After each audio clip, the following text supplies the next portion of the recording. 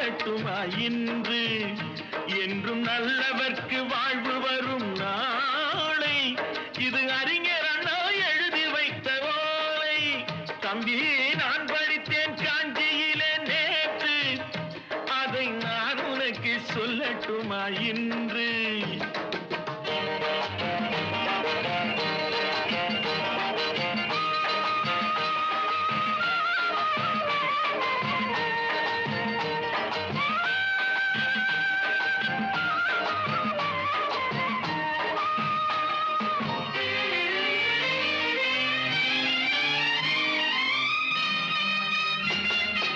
இந்தியாவின் தந்தை என்று காந்தி இருந்தார்.